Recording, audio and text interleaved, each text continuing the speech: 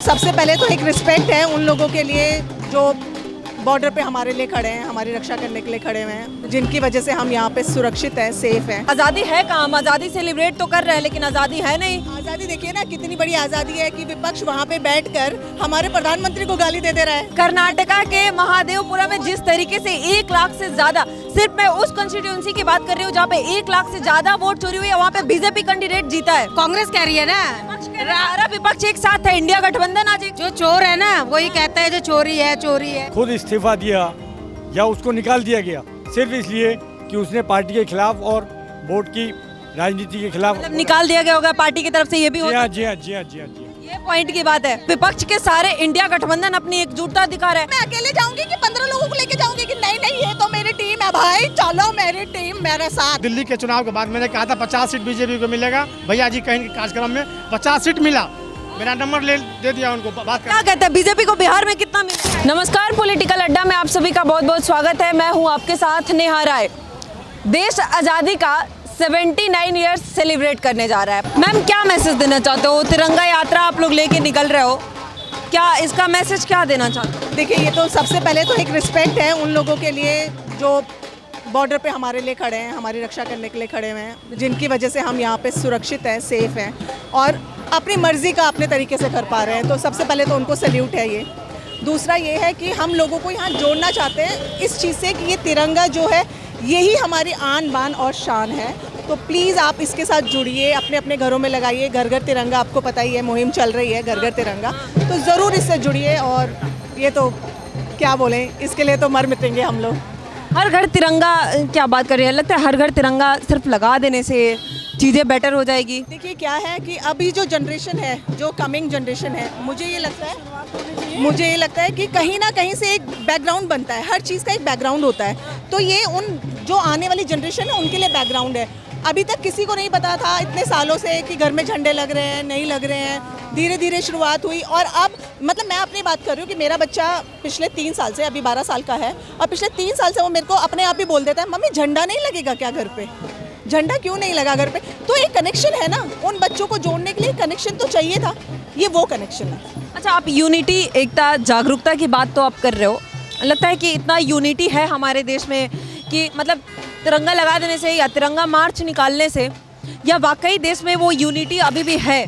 बिल्कुल, सब लोग जुड़ना चाहते हैं, बिल्कुल जुड़ना चाहते हैं, हर कोई चाहता है कि हम जुड़े। पर एक होता है ना, हर किसी को एक रास्ता चाहिए, एक कनेक्शन चाहिए। ये वो कनेक्शन है जो सबको जोड़ेगा। ये हम वो अभी विपक्ष हमारा संसद में जिस तरीके से कल हंगामा हुआ, आप देखे होंगे, राहुल गांधी कह रहे हैं कि हम संविधान बचा रहे हैं, ये संविधान खतरे में है, सारे विपक्ष को डिटेन किया जा रहा है। तो आज़ादी है कहाँ? हम आज़ादी सेलिब्रेट तो कर रहे हैं लेकिन आज़ादी है नहीं। आज़ादी देखिए ना, कितनी बड़ी आज़ादी है कि विपक्ष वहाँ पे बैठकर हमारे प्रधानमंत्री को गाली दे रहा है।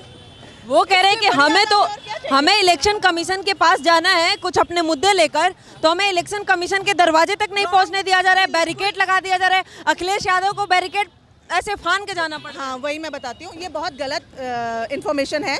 इन्होंने कहा था कि हम लोग जाना चाहते हैं, मिलना चाहते हैं, पर ये 300 लोगों को लेके जाना चाहते हैं। कौन 300 लोग भाई? तुम्हारे तो 300 लोग होते तो तुम सत्ता में होते। वो दिखा रहे हमारे एमएलए एमपी सारे एकजुट है। इंडिया गठबंधन जो बार बार बीजेपी कहती है कि इंडिया गठबंधन एक है ही नहीं, कोई गठबंधन ही नहीं है, तो अपने गठबंधन की यूनिटी को दिखा। मैं तो ये कह रही हूँ कि उनके हैं 300 लोग, कर लिए उन्होंने इकट्ठे, कहीं ना कहीं से कर दिए। सत्ता में क्यों नहीं आते फिर? अगर यूनिटी सत्ता में क्यों नहीं आते वो? मैं तो ये बोल रही हूँ कि वही तो वो कह रहे हैं कि बीजेपी वोट चोरी कर रही है, जिस तरीके से चुनाव आयोग पे आरोप लगा रहे हैं, जिसकी वजह से हम सत्ता में नहीं। इसका मैं आंसर कर देती हूँ पहले चुनाव आयोग वाला। चुनाव आयोग ने लिखित में दिया है कि आप इतनी तारीख को इतने बजे हमारे यहाँ आइए 30 लोगों को लेकर। आपको नहीं लगता कि 30 लोग मोर देन इनफ है? और आप सोचिए, एक ऑफिस के अंदर आप घुस रहे हैं, किसी आप शादी पार्टी के हॉल में नहीं घुस रहे हैं जहां आप 300 लोग लेके घुस जाएंगे। सोचिए ना, अगर उन्होंने 300 के बदले 30 लोगों का दिया है, तो नेतृत्व हमारा पूरे भारत का एक अकेला प्रधानमंत्री करता है ना वहाँ पे विदेश में जाके। तो क्या आप 30 लोग उन 300 लोगों का नेतृत्व नहीं कर पा रहे हैं? वो तो कब से कह रहे हैं कि इलेक्शन कमीशन एक बार प्रेस कॉन्फ्रेंस कर दे, खुद ही से सारी जानकारी दे दे। प्रेस कॉन्फ्रेंस तो तब होगी ना जब ये लोग जो अपनी बात रखना चाहते हैं वो तो रखें। पहले इन्होंने कहा हम 300 लोग आना चाहते हैं, जब कह तो रहे हैं जिस तरीके से वोट में वोट में जिस तरीके से चोरी हो रही है, धांधली हो रही है, अभी कर्नाटका में जिस तरीके से वहाँ के हाँ, चलो बहुत अच्छा पॉइंट है। कर्नाटका के महादेवपुरा में जिस तरीके से 1 लाख से ज्यादा, सिर्फ मैं उस कंस्टिट्यूंसी की बात कर रही हूँ जहाँ पे 1 लाख से ज्यादा वोट चोरी हुई है, वहाँ पे बीजेपी कैंडिडेट जीता है। और आप देखिए ना, तो कैसे? वो कर्नाटका जो है उन्हीं का शासित प्रदेश है, आपको भी पता है। कर्नाटका में कांग्रेस की जहाँ पे बीजेपी की मैं वही बता रही हूँ, आ रही हूँ मैं उस पे। और उन्हीं के नेता ने इसी बात का विरोध करते हुए इस्तीफा दिया है। पता है ना, ये बात तो पता ही होगी। उन्हीं के नेता ने, अगर उनका नेता इस बात से इत्तेफाक रखता कि जो राहुल कह रहे हैं, जो हमारे युवा नेता कह रहे हैं वो सही है, तो वो क्यों देते? उन्हीं के पार्टी के नेता हैं, सब कुछ उन्हीं के हैं, और वही वहाँ से लगभग जो 1,25,000 वोटों की चोरी की जो आरोप लग रहा है वो गलत है। तो जब उनकी सरकार थी तब भी हुआ होगा चोरी। तो आप सोचिए ना, आज अगर बीजेपी की सरकार, मैं कह रही हूँ मान लो, वही कहता है चोरी चोरी। चोरी नहीं हुई है, जो चोर है ना वही कहता है जो चोरी है चोरी है। कह रहे हैं कि इलेक्शन कमीशन को पीसी करके क्लियर कर देने में क्या दिक्कत है? जो कह रहे हैं वो चोर नहीं है, जो कह रहे हैं वो चोर नहीं है। उनके हाथ में सत्ता नहीं है ना, इसलिए सब चोर है। कह रहे हैं कि हम संविधान बचा रहे हैं, इलेक्शन कमीशन के पास आज़ादी नहीं है, हम आज़ादी मना रहे हैं, तिरंगा झंडा लेके घूम रहे हैं, देश में किसी सरकारी एजेंसियों के पास आज़ादी नहीं है। ये तो गलत बात है ना, सुनी सुनाई है। कौन कह रहा है? कांग्रेस कह रही है ना। सारा विपक्ष एक साथ है, इंडिया गठबंधन आज एक साथ। वो तो है, वो तो होगा ही क्योंकि जीरो है ना। तो देखिए भारत जो एक हो रखा है वो क्या, वो तो सिर्फ विपक्ष एक हो रखा है, और जो पूरा भारत एक हो रखा है, एक तरफ मोदी है और एक तरफ विपक्ष है। तो आप भारत जोड़ो यात्रा भी राहुल गांधी ही लेके निकल रहे थे ना। तो जुड़ गया जुड़ गया खुद सोचे ना कितना जुड़ा, जो किया। देश को स्थिर करने के लिए हो रही हैं, देश को स्थिर करने के लिए। सब अब अलग हो गई है, सबको पता लग कैंडिडेट जीता है, क्या कांग्रेस का कैंडिडेट जीता है तब वोट चोरी नहीं होती? अगर बीजेपी जीतेगा तो चोरी होगी। ये कुछ नहीं है, ये देश को अस्थिर करने की कोशिश है।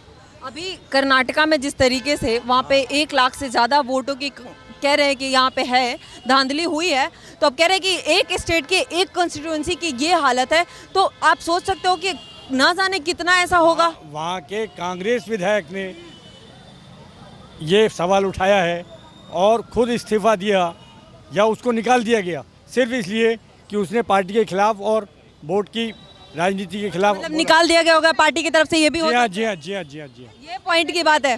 हाँ। ये तो पार्टी की तरफ से निकाला गया है, क्योंकि उसने अपनी पार्टी के विरुद्ध बोला ना, जब वो जीतते हैं तो कोई वोट चोरी नहीं होती, जब बीजेपी कैंडिडेट जीता है या कोई और कैंडिडेट जीता है तो वोट की चोरी हो जाती है। ये तो गलत है। इलेक्शन कमीशन फ्रीली काम कर रहा है, बिल्कुल कोई गड़बड़ी नहीं है। बिल्कुल फ्रीली काम कर रहा है, कोई किस तरह का दबाव नहीं है। तो अब कल जिस तरीके से हम आज़ादी मना रहे हैं, और 3 दिन पहले जिस तरीके से 15 अगस्त से 3 दिन पहले जिस तरीके से हमें सड़कों पे देखने मिला, संसद के बाहर जिस तरीके से विपक्ष अगर चाह रहा है कि हम इलेक्शन कमीशन से बात करें, और जो हम कल नज़ारा देखे संसद के सड़क पे, इलेक्शन कमीशन से बात कौन करना चाहता है? ये तो सिर्फ हल्ला मचाते हैं बाहर आके। विपक्ष के एमपी कह रहे हैं हमें विपक्षी नेताओं को डिटेन किया जा रहा है। महुआ मोइत्रा जी जिस तरीके से बेहोश हो जा रही हैं। लोकसभा के बाहर आके सड़कों पर बदतमीजी कर रहे हैं, अंदर कोई क्वेश्चन नहीं करते। अरे बैरिकेडिंग से इस तरीके से घेर दिया गया, अखिलेश यादव को किस तरीके से फान कर ये तरीका, अखिलेश यादव विपक्ष का नेता है, एक पार्टी का राष्ट्रीय अध्यक्ष है, ऐसा करना चाहिए उनको। एक लुच्चे लफंगे की तरह बीजेपी की पुलिस हमें जाने नहीं दे रही है, तो वो ड्रामा कर रहे हैं, सारे विपक्ष ड्रामा कर रहे हैं इसमें। हाँ, पूरा ड्रामा है विपक्ष। महुआ मोइत्रा जी बेहोश हो गई, वो ड्रामा है पूरा। भाई आपको इलेक्शन आयोग ने ड्रामा था। बिल्कुल ड्रामा था। देखिए आप खुद देखिए वहाँ ऐसा क्या हुआ जिससे वो बेहोश हो गई, किस चीज़ से बेहोश हुई? हम तो यहाँ घंटों यात्रा कर रहे हैं, हमारे हम तो नहीं हो रहे हैं यहाँ पे बेहोश, वो क्यों बेहोश हुई? इस तरीके से धड़ पकड़ हो रहा है, भाग हो रहा है, पुलिस डिटेन कर रही है, लोग भीड़ में भगदड़ हो रहा है, किसी एमपी को जाने नहीं दिया जा रहा, तो कुछ भी हो सकता है। कि हम लोग शांतिपूर्वक जा रहे हैं, बिल्कुल शांतिपूर्वक जा रहे हैं। कौन पुलिस वाला हमको मारे? बात तो वो भी शांतिपूर्वक करना चाह रहे थे ना, पुलिस वाले उनको रोक रहे हैं, बैरिकेडिंग कर रहे हैं इतना ज्यादा। तो 300 के 30 की जगह आप 300 लेकर आओगे तो आपको रुका ही जाएगा ना। अगर मैंने यहाँ पे बोल रखा है ये हमारी यात्रा हो रही है, ठीक है, मैंने इस यात्रा में बोला कि मैं 500 लोग लेकर आऊंगी, लेकिन मेरे 5000 है तो उसका इंतजाम नहीं है ना। अरे तो विपक्ष के सारे इंडिया गठबंधन अपनी एकजुटता दिखा रहा है, सारे एमपी एमएलए एक साथ है, तो उसमें क्या दिक्कत है? एकजुटता हमने मान लिया, आप एक है भाई, पर वहाँ आके आप 30 लोगों को बोला भाई 30 लेकर आइए ना। मुझे प्राइम मिनिस्टर मिलने के लिए बुलाएगा अकेला, तो मैं अकेले जाऊंगी कि 15 लोगों को लेके जाऊंगी कि नहीं ये तो मेरी टीम है भाई, चलो मेरी टीम मेरे साथ। मतलब चुनाव आयोग में कोई गड़बड़ी नहीं है। 65 लाख लोगों को जिस तरीके से बिहार में निकाला जा रहा है, वोटर लिस्ट से नाम कट रहा है, क्या मानते हैं? सही है? इलेक्शन हो रहा है ना, एसआईआर का मतलब क्या है? जहाँ एसआईआर का इसीलिए तो विरोध कर रहा है कि आप लोग जानबूझ के एसआईआर क्यों करना है, जरूरत ही नहीं। आज कर्नाटक का जो मुद्दा राहुल गांधी ने उठाया है, आज राहुल गांधी ने कर्नाटक का उठाया है, बिहार में इतने वोट कटे हैं, कारण क्या है कि कोई नोएडा में रह रहा है, अब बिहार में भी उसका वोटर लिस्ट में नाम है, कोई गांव में रह रहा है। तो यही कह रहा है ना कि लोकसभा चुनाव से पहले आप कहाँ थे? आप उस समय इसी वोट से आप जीत के आ गए, अब आप जीत के आ गए तो आप नया नया नियम लेके आ रहे हैं, एसआईआर करा रहे हैं, लोगों को वोटर लिस्ट से हटा रहे हैं। चुनाव आयोग का दायित्व है ना, वो क्या करे, पॉलिटिकल ये अप्रोच थोड़ी है, ये तो चुनाव आयोग का काम है। वही तो कह रहे हैं कि चुनाव आयोग फ्रीली काम नहीं कर पा रहा है, बीजेपी के इशारों पे काम कर रहा है। बीजेपी किसी भी सरकारी एजेंसियों को इंडिपेंडेंट स्वतंत्र रहने ही नहीं दिए। बताइए मैम कि इन्होंने संविधान का मुद्दा उठाया, इन्होंने पीटीए का मुद्दा उठाया, लेकिन जब किसी में सक्सेस नहीं मिला तो इन्होंने आप वोटर लिस्ट का नाम उछालने चल गए। लेकिन वो कह रहे हैं कि मतलब फ्रीली हम संविधान खतरे में है। कल भी राहुल गांधी जिस तरीके से उनको डिटेन किया गया, एक ही बयान दिए, संविधान खतरे में है, हम सिर्फ चाहते हैं कि फ्रीली और प्योर तरीके से वोटिंग हो। तो इसमें क्या दिक्कत है? अगर विपक्ष चाहता है कि प्योर तरीके से अच्छे से वोटिंग हो तो इसमें क्या दिक्कत है? इसमें राहुल गांधी के राजनीति खतरे में है, कोई खतरा में नहीं है। उनकी अपने राजनीति लग रहा है कि मैं खतरा में हूँ, तो किसी तरह ड्रामा बना के रखूँ अपने देश में।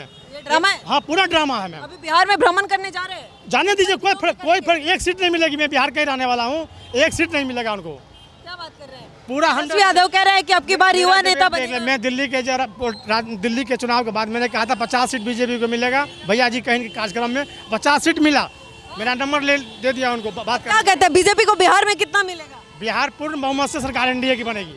इंडिया की बनेगी। हाँ, कोई नहीं, प्रशांत किशोर कोई 5 सीट नहीं आएगा।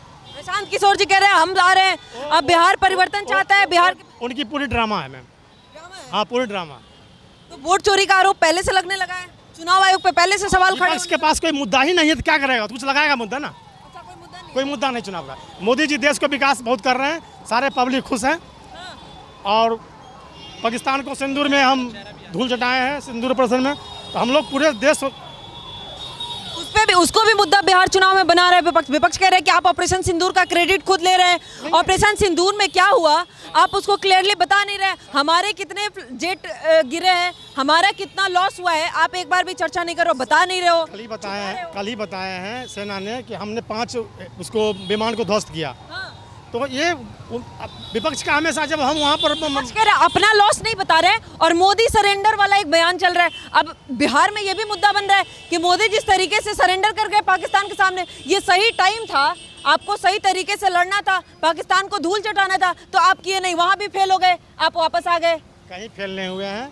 उसने पाकिस्तान ने गुहार लगाई तो हम लोग ने चुनाव। अरे तो दुश्मन गुहार लगाएगा तो आप झुक थोड़ी जाएंगे। विपक्ष कह रहे हैं कि मोदी जी झुक गए। विपक्ष का काम ही है। इंदिरा गांधी आयरन लेडी थी उस समय, बांग्लादेश बना दी, आप तो कुछ कर ही नहीं पाए, अपना पीओके तक नहीं ले पाए। मोदी जी जो करेंगे आप देखते जाइए, अगले साल करेंगे। ठीक है, इंतजार है।